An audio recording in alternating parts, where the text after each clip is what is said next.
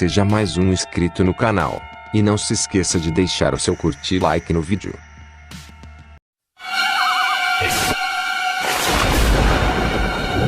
Está chegando. Não há como escapar. No Halloween, a porta entre o nosso mundo e o além será aberta. E então, a Terra dará lugar ao inferno. As pessoas gostam de pregar peças desde que o Halloween surgiu.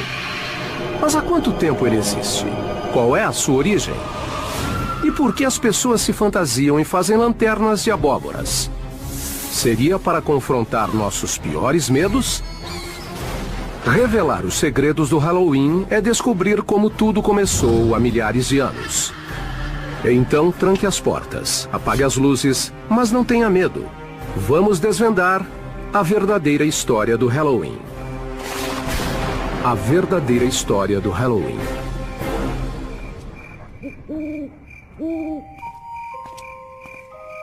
Como descrever o Dia das Bruxas sem parecer maluco? Crianças mascaradas batem à nossa porta e nos ameaçam. Em troca, nós lhes damos doces. Mas por quê? Por que esculpimos rostos em abóboras e colocamos velas dentro delas? E por que enfeitamos a casa com tumbas e caixões? A verdade é que sentimos grande prazer em assustar uns aos outros e matar de medo. No Halloween você é outra pessoa, serve para sair de sua própria pele. E acho que toleramos isso porque sabemos que é só por uma noite.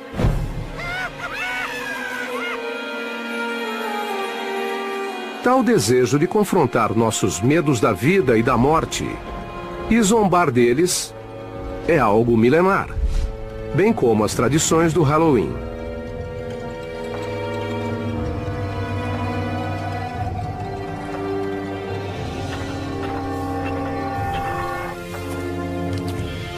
Quando o Halloween teve início? A origem dessa data vem do calendário celta, quando as antigas tribos celtas dividiram o ano entre metade luz e metade trevas.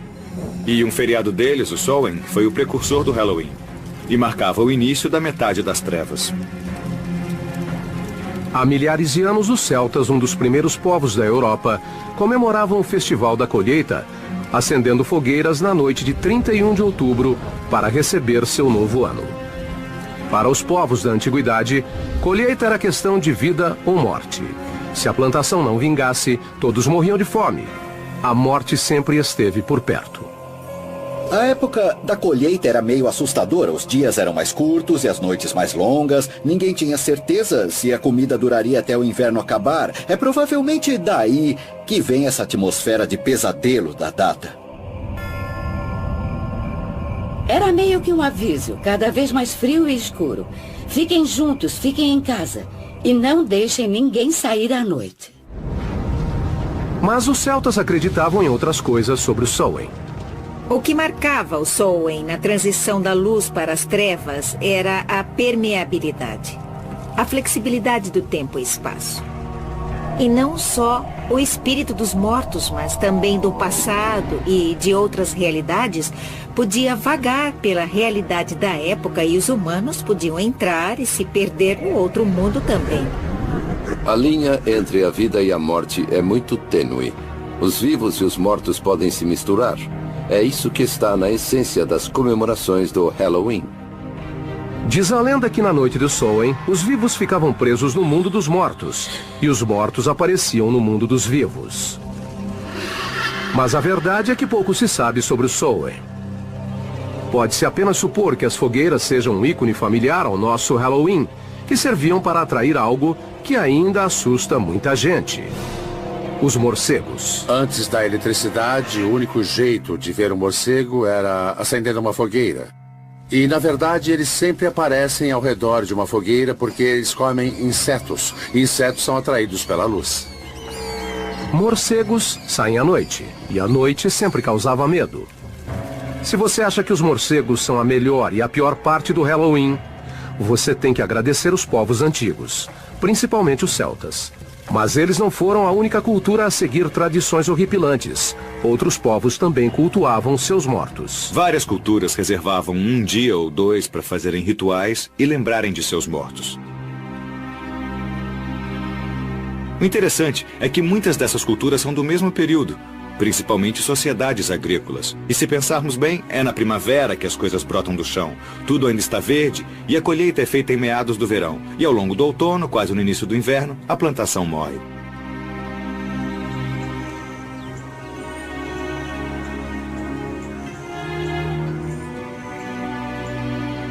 Mas como essa antiga tradição sobreviveu à era moderna?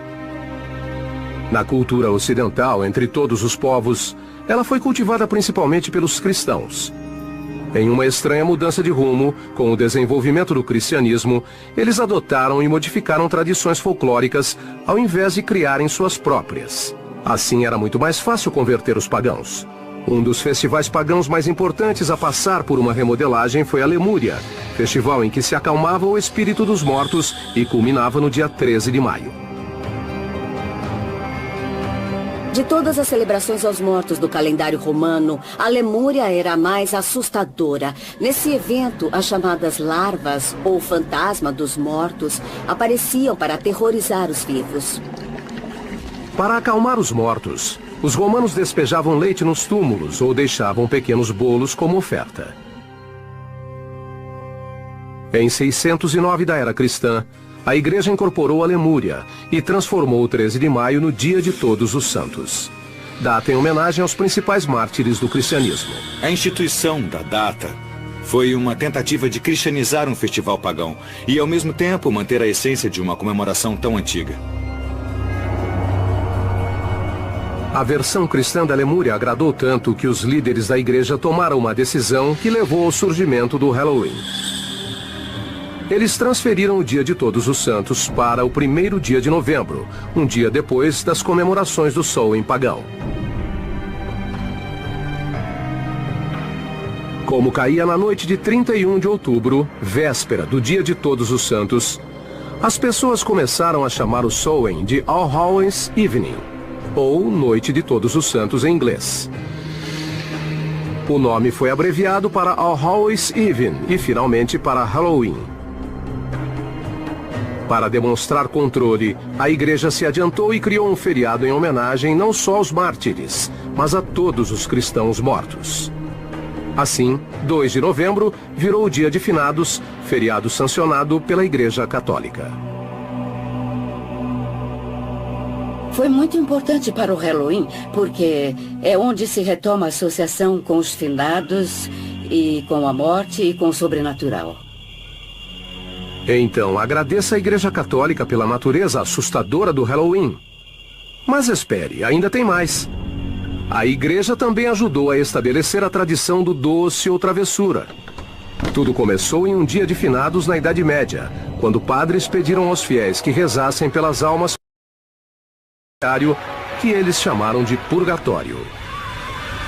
O purgatório não era um lugar agradável, não era horrível como o inferno, mas era igualmente assustador.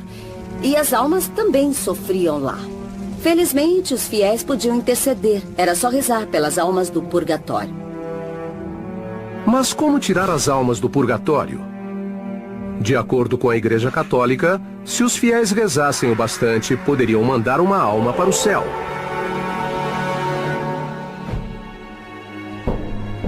Isso nos leva a um costume medieval que tem mais do que uma incrível semelhança entre o doce ou travessura do Halloween moderno. As crianças saíam pedindo bolinho das almas, um tipo de muffin de uvas passas. Em troca, as crianças se ofereciam para rezar pelas almas do purgatório.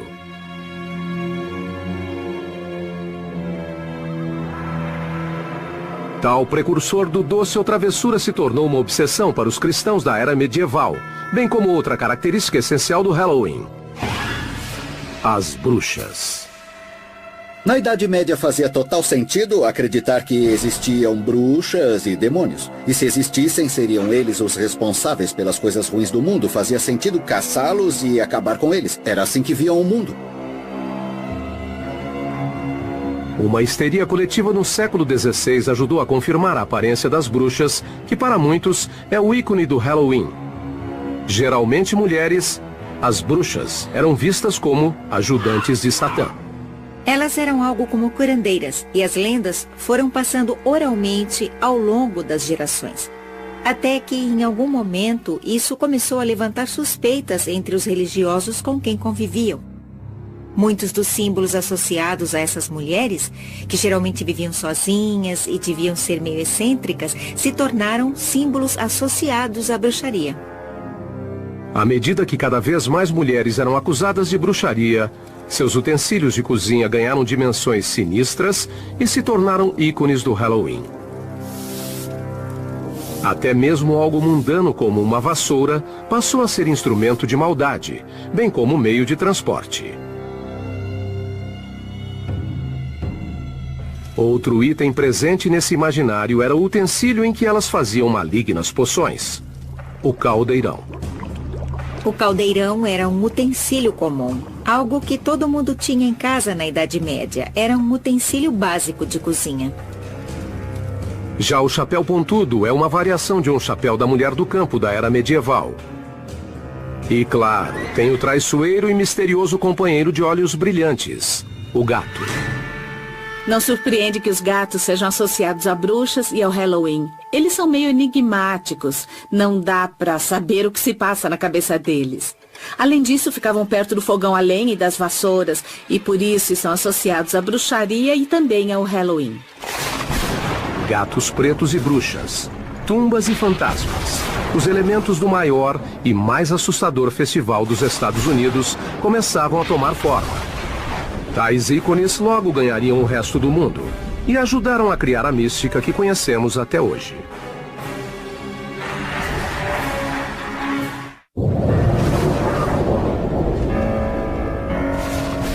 Fogueiras, adoração aos mortos, doce ou travessura. Os elementos do Halloween moderno já assustavam as pessoas no início do século XVII, mas ainda não haviam sido reunidos em uma data específica. A história logo começaria a consolidá-los e dar vida a uma estranha celebração da morte. É um feriado dedicado à morte. Seja a ameaça da morte em caso de uma colheita ruim, seja o final de uma tarefa e o começo de outra. Essa ideia de ciclo infinito de vida, morte e renovação faz parte de muitas datas comemorativas e não só do Halloween. Essa época viu a contínua influência de um dos ícones mais coloridos do Halloween, a máscara, que surgiu quase ao mesmo tempo que outra tradição do evento, a destruição. Alguns foliões mais exaltados também se embriagavam no dia de Todos os Santos e ameaçavam aqueles que não lhes dessem comida ou bebida. As máscaras serviam para esconder a identidade. As fronteiras entre os vivos e os mortos, e entre as regras sociais e a anarquia, ficavam estreitas na noite do Halloween. Na Inglaterra, eles cultivavam tradições específicas como vestir fantasias e bater de casa em casa apresentando pequenas peças. Ao final da apresentação, eles ganhavam o que comer e às vezes dinheiro. Seria um doce ou travessura? Não exatamente, mas a semelhança é evidente. Na Inglaterra do século XVII, muitos desses costumes aconteciam somente nas áreas rurais. Mas logo ganharam força na cidade graças a um terrorista católico chamado Guy Fawkes. Em 5 de novembro de 1605, Fawkes tentou explodir o parlamento inglês usando 36 barris de pólvora. Guy Fawkes foi julgado, condenado e enforcado. Segundo a lenda, seu corpo foi drenado e esquartejado e os pedaços foram lançados ao fogo. No ano seguinte, no aniversário do fracasso do plano, as crianças de Londres zombaram da memória de Guy Fawkes, promovendo o caos nas ruas, saindo em desfile, pedindo prendas e acendendo fogueiras. Hoje, na Inglaterra, esse é chamado o Dia de Guy Fawkes, ou a Noite da Fogueira.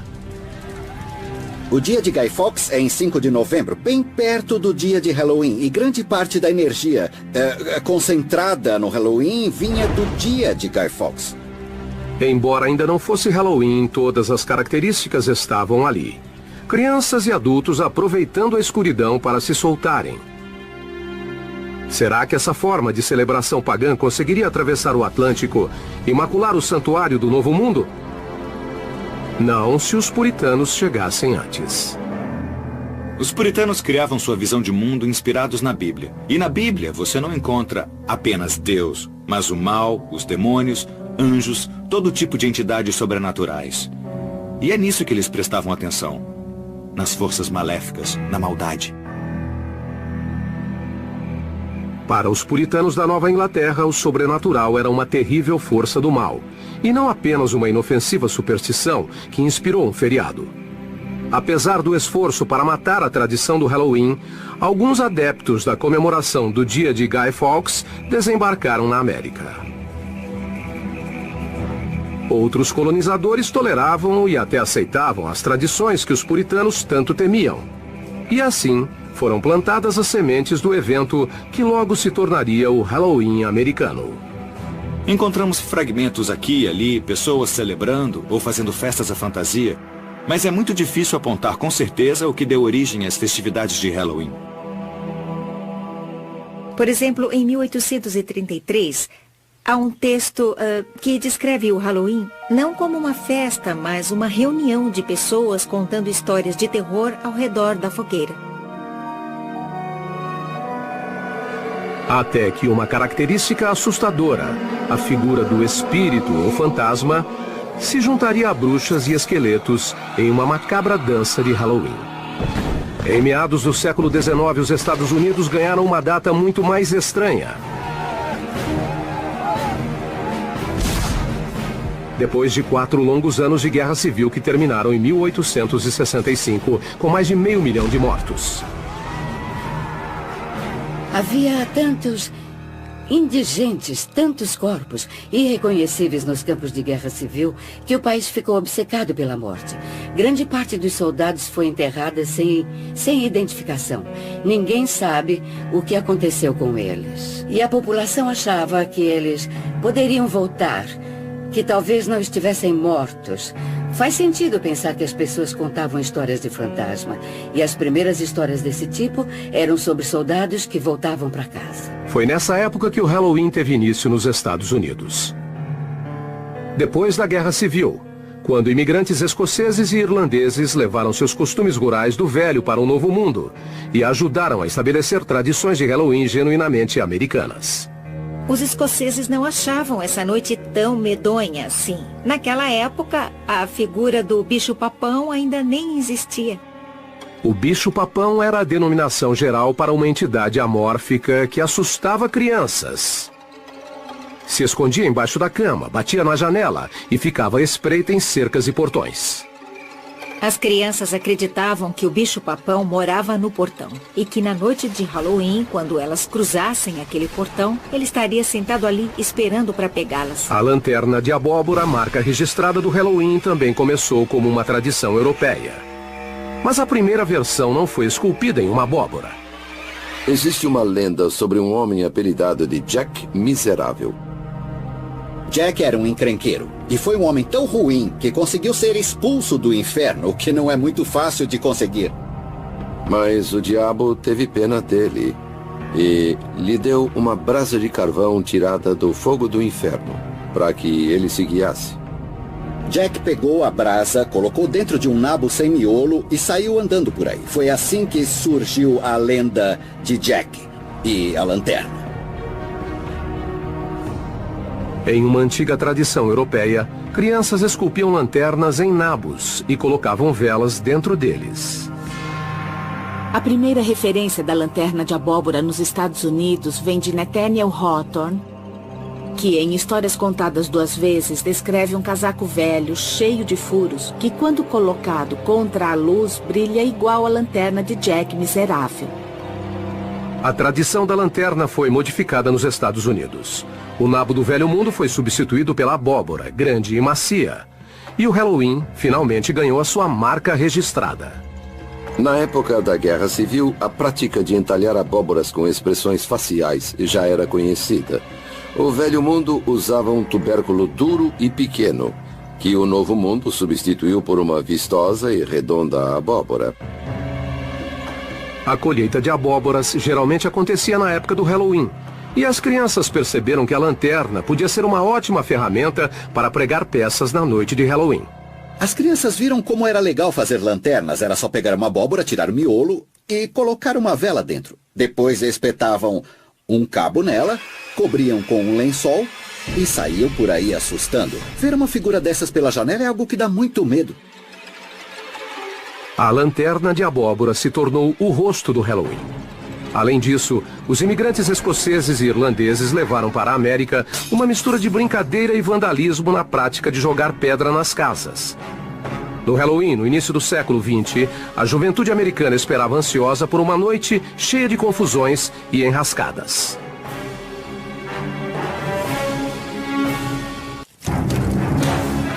O Halloween fez uma sombria e assustadora jornada desde suas origens celtas há séculos e séculos. Na Idade Média, tornou-se uma data cristã em homenagem aos mortos. No século XVI, foi incorporada a tradição de pregar peças e a participação de crianças. Em 1800, o Halloween chegou às grandes cidades dos Estados Unidos. Mas a fantasmagórica face do Halloween foi reinventada em tons de laranja e preto na virada do século XX. Pela primeira vez, artistas da época reuniram elementos macabros e associaram ao evento. Esqueletos, teias de aranha, lanternas de abóbora e morcegos. Foram eles quem definiram o visual do Halloween que conhecemos até hoje. Entre esses ícones estão os fantasmas de lençóis brancos. Aquele lençol que os fantasmas usam vem da mortalha, o pano em que os cadáveres eram enrolados para serem sepultados. E a lanterna de abóbora. A boca escancarada é uma alusão à face da morte, bem como o buraco triangular do nariz. Mesmo quando a expressão é de alegria, ainda há uma conotação da morte na imagem. Os demônios com chifres vêm da descrição medieval de Satã. E as bruxas, da histeria da caça a feiticeiras que assolou a Europa e a América puritana. As bruxas se tornaram populares na primeira parte do século XX e foram incorporadas ao Halloween de forma natural. Mas houve uma mudança na maneira com que as bruxas eram retratadas. No século XIX, elas pareciam velhas, tinham um nariz enorme e aquela verruga peculiar. Já as bruxas do século XX eram um pouco mais bonitas. E isso torna o Halloween não menos assustador, mas um pouco mais malicioso. E além de modernizar antigas tradições, o Halloween também criou novos costumes, embora mais macabros. Será que a festividade perdeu sentido na virada do século? Para o desgosto de autoridades e donos de propriedades, a resposta é sim. A gente saía para aprontar um monte de traquinagens. Naquela época, os carros pareciam bugs. Os meninos maiores pegavam um bug e subiam em um monte de feno. Depois, mais uns 10 garotos iam empurrando o monte acima e deixavam o bug lá em cima. Era divertido. E nunca ninguém fez nada realmente destrutivo. Só travessuras. Mas muitos consideravam essas brincadeiras destrutivas. Geralmente pregadas por adolescentes, as peças invadiram cidades como Chicago e Filadélfia. Na década de 1920, o Halloween começou a adquirir traços caóticos. E as travessuras ficavam mais perigosas. As travessuras iam além de apenas tacar abóboras. As crianças pegavam sabão e passavam nos trilhos para que os bondes descarrilassem e os passageiros se machucassem. Elas tiravam as escadas móveis da porta das pessoas para que elas caíssem. Provocavam incêndios, apedrejavam janelas e faziam todo tipo de ação destrutiva. Na comunidade rural, os jovens desmontavam carroças e as remontavam em telhados. Também abriam as porteiras de fazendas para que os animais escapassem. Uma travessura tão popular em algumas regiões que na véspera de Halloween era chamada de Noite da Porteira. Em outros lugares era a Noite das Diabruras, ou a Noite Infernal. Durante a Grande Depressão, as travessuras eram em parte produto de uma fase de desespero ou uma desculpa para extravasar. Mas o país já estava cheio de problemas e muitas comunidades não conseguiam nem comprar comida, quanto mais limpar a bagunça deixada por vândalos. O Halloween de 1933 foi apelidado pelos jornais de Halloween Negro, por causa da destruição que muitas cidades sofreram. Os jovens deixaram de fazer brincadeiras inocentes para estourar postes de luz, incendiar casas e quebrar vidros de carros. Para continuar existindo, o Halloween teria que passar por mudanças. Escolas, departamentos de polícia e outros grupos civis promoveram com consciência e pulso firme a ideia de um Halloween mais tranquilo. Os grupos inventavam vários tipos de atividades para divertir as crianças. Festas nas ruas, concursos de fantasia, jogos. Tudo para evitar que elas vandalizassem e voltassem a se divertir.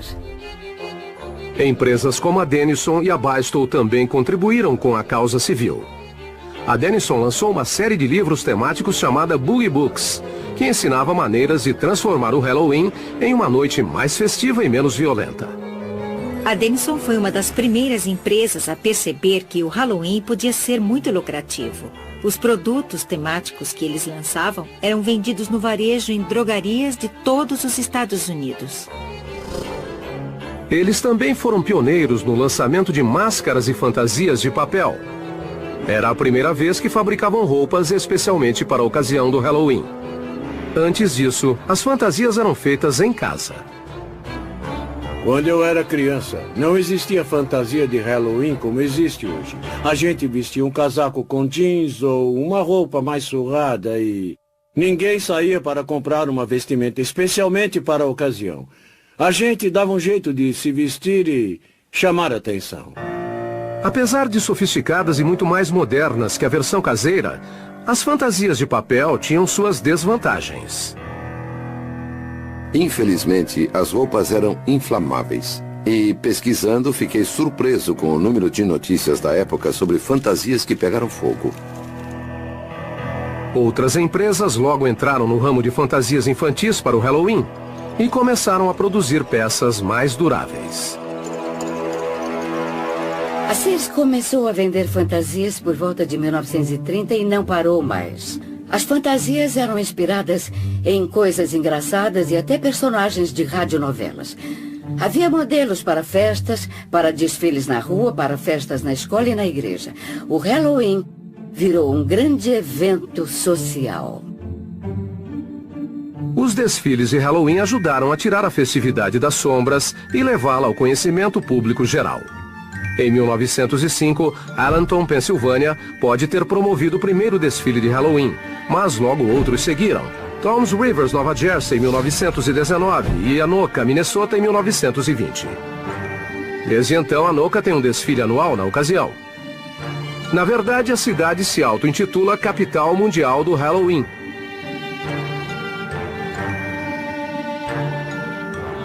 Todos os esforços locais para acabar com o vandalismo deram certo, mas o Halloween ainda precisava de uma tradição mais sólida.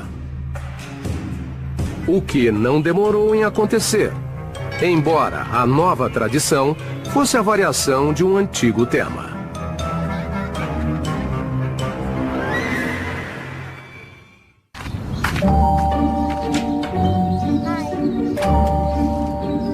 Doce ou travessura? A frase é sinônimo de quilos e quilos de guloseimas dentro de fronhas e abóboras de plástico na noite de 31 de outubro. Embora seja uma tradição milenar, a frase doce ou travessura não tem mais que 100 anos de existência.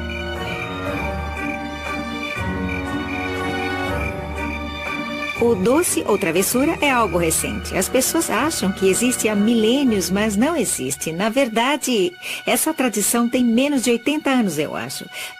A expressão surgiu quando as brincadeiras violentas eram muito difundidas nos Estados Unidos no século XX. Em algum momento, alguém teve a brilhante ideia de subornar esses arruaceiros. Para não serem vandalizadas, as pessoas subornavam as crianças com doces caseiros, como pirulitos de pipoca e maçãs do amor. Em 1939, a frase e o costume ganharam seu lugar na comemoração. Doris Hudson Moss publicou um artigo na revista American Home, contando que ela deu uma festa de Halloween para as crianças do bairro e que ela ofereceu doces e ninguém pregou peças nela. Deu tudo certo. A nova tradição pedia novos tipos de doces, além das gostosuras caseiras como balas e pipoca. O comércio deu espaço para doces embalados como amendoim com doce de leite, casquinhas recheadas e o bom e velho chocolate Hershey's. Doce foi o remédio para acabar com a violência no Halloween. E era o momento certo de uma data revisitada ganhar Hollywood. Eles chegaram.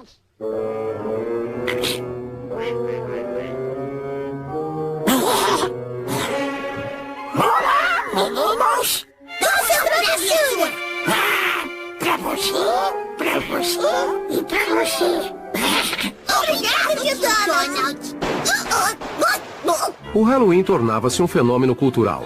Um festival nacional com milhões de pessoas celebrando a alegria de ganhar toneladas de doce industrializado. Eu adorava o Halloween quando era criança. Eu participava de tudo. Adorava os rituais, adorava as travessuras, as diabruras que eu fazia. Adorava me fantasiar, pedir doces nas casas e também tinham as festas. Era tudo fantástico. Em 1996, o Halloween encontrou o caminho por onde todas as culturas passam. A televisão. A nova onda pop chegou ao horário nobre e os Estados Unidos saíram em busca de doces com a turma do Charlie Brown.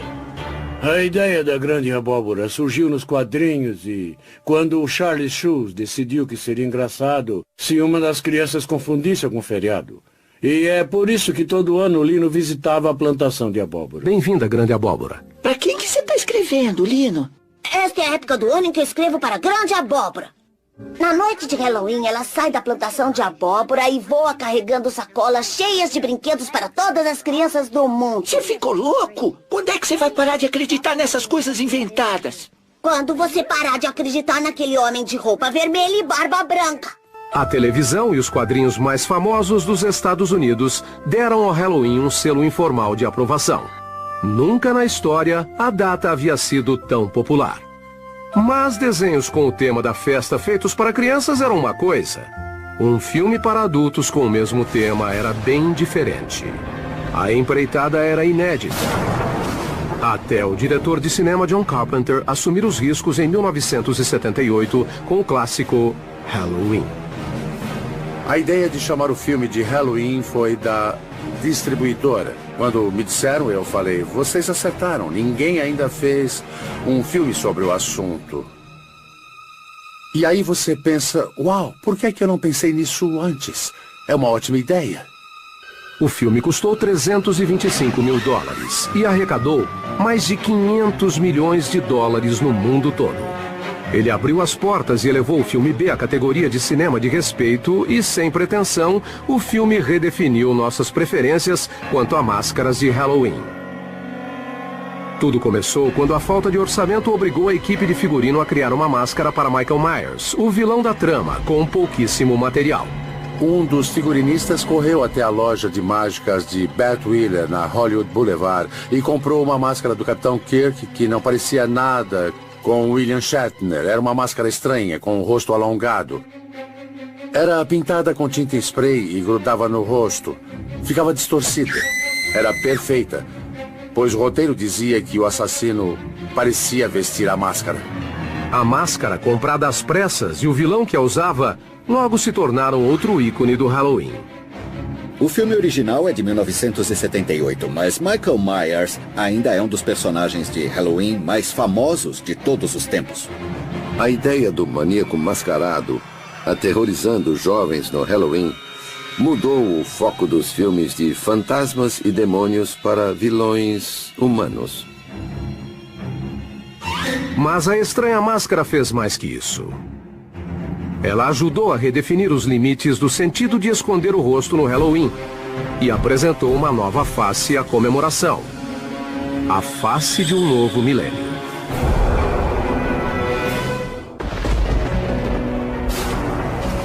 Durante séculos, foliões usaram máscaras e fantasias para esconder a identidade.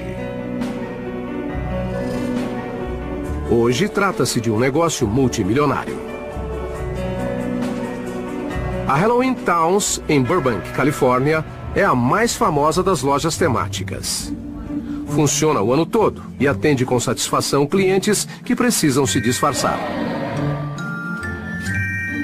Inauguramos a loja há 10 anos e queríamos fazer algo especial, então decidimos abrir o ano inteiro uma loja permanente, com um ambiente assustador e produtos de qualidade. Isso deixa os clientes com vontade de fazer compras de Halloween. A loja está repleta de produtos temáticos, mas o carro-chefe da Halloween Towns é a máscara. Temos dezenas de máscaras. Temos as melhores máscaras de zumbis e de palhaços. Máscaras e fantasias sempre foram ótimas desculpas para se liberar, para mudar de comportamento. E uma festa como Halloween, em que todos se fantasiam, é mais do que perfeita.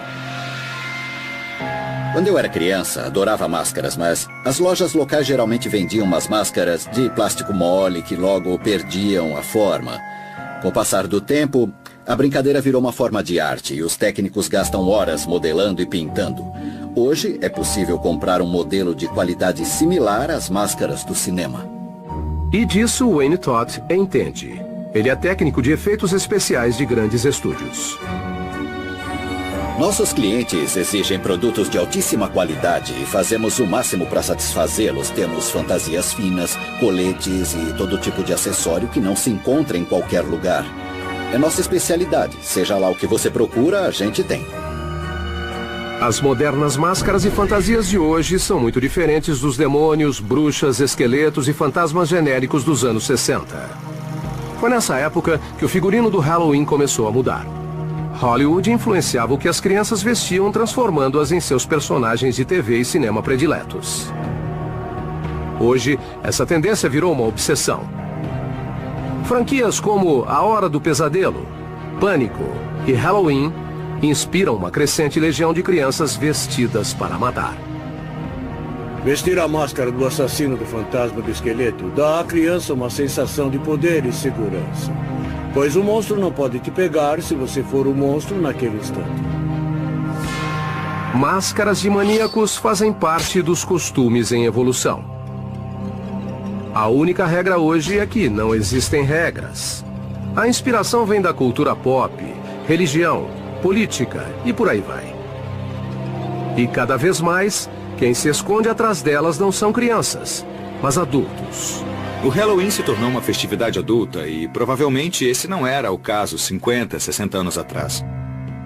É evidente que esse é um dia em que as pessoas podem ser quem geralmente não são. Elas se escondem atrás de uma máscara, usam roupas que nunca usariam no resto do ano e se divertem com isso. A verdade é que o Halloween do século XXI é uma festa mais dedicada a adultos que dedicada a crianças. Adultos que comemoravam quando crianças sentem muita saudade do Halloween. E o Halloween foi mudado e virou uma comemoração para adultos. A indústria do Halloween satisfaz todos que quiserem entrar no espírito da celebração, com festas temáticas em locais como casas assombradas. Há 50 anos, quando alguém não tinha mais idade para pedir doce ou fazer travessura, ficava em casa dando docinho para as crianças. Não tinha muito o que fazer. Hoje a indústria de entretenimento temático é enorme. Existem cerca de 4.000 festas em casas assombradas nos Estados Unidos todos os anos.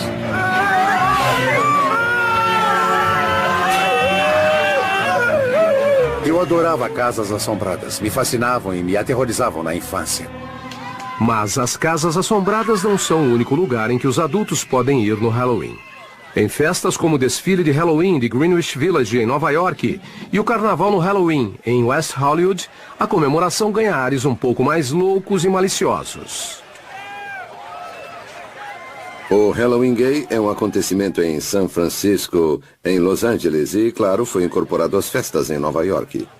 Mas o que atrai é essa ideia de virar o mundo do avesso e ser quem você nunca foi ou gostaria de ser. Trata-se da eterna obsessão americana com a autotransformação. E acho que esse foi o combustível do Halloween nos Estados Unidos. O Halloween sexualmente liberal cruzou os limites entre adultos e somente para adultos. Se analisarmos as fantasias vendidas para adultos, especialmente as femininas, parecem roupas usadas por prostitutas ou coisas como enfermeira sexy, doméstica sexy, qualquer coisa sexy. Os adultos deram um passo à frente. Guardaram os doces industrializados e hoje preferem sair com os filhos pedindo gostosuras de porta em porta. Os foliões dos anos 70 e 80 têm a chance de reviver os Halloweens de infância e vestir fantasias enquanto supostamente ficam de olho nos filhos.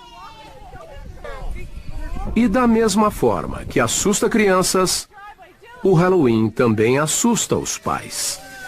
Eles têm medo de mandarem os filhos para um mundo hostil, cheio de balas envenenadas e maçãs recheadas de lâminas. Eu mesmo cresci ouvindo falar de maçãs com lâminas dentro. Mas essa é uma típica lenda contemporânea que todos conhecem. Outro termo é lenda urbana. Existe um desconforto social quanto à ideia de dizer aos filhos que eles devem aceitar doces de estranhos. Então inventam essas histórias sobre maçãs do amor com recheio de lâmina de barbear e coisas do tipo. Todo ano os pais ficam muito preocupados. Mas alguém já ficou sabendo de um caso desses? Acho que já deve ter acontecido sim. Mas a questão é perguntar o que veio primeiro. A história ou a ação? Lâminas em maçãs, lanternas de abóboras, bolinho das almas. São vários os traços que compõem a lenda do Halloween como hoje conhecemos. A festividade desse século veste muitas máscaras e é uma noite em que os adultos passam um pouco dos limites. Todas as mulheres têm seu lado sexy. Parece que no Halloween elas se libertam, mas bem que a gente podia fazer isso com mais frequência. Mesmo assim, o Halloween ainda é domínio das crianças. As crianças têm uma noite por ano em que podem assumir o comando. Se transformam em algo que geralmente não são e ganham doces como recompensa e privilégio de participar disso. É uma data incrível para elas. O Halloween não serve para controlar as energias. Sabe, é uma data para extravasar. E isso sempre acontece. Analisando de perto, o Halloween é uma amostra de tudo aquilo que a raça humana teme. Ao longo dos séculos, aprendemos a viver com tudo que nos dá medo. Mas a cada 31 de outubro, transformamos nosso medo em diversão. Mas, cuidado com casas assombradas e ranger de portas, lençóis flutuantes e luas cheias. E não se assuste se uma abóbora iluminada te desejar um Feliz Halloween!